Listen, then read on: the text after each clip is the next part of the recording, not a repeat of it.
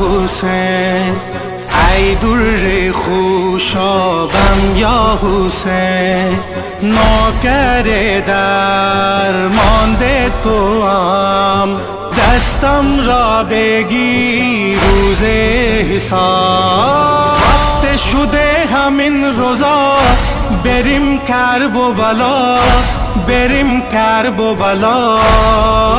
منم میام پیش شما، بریم کربلا، بریم کربلا.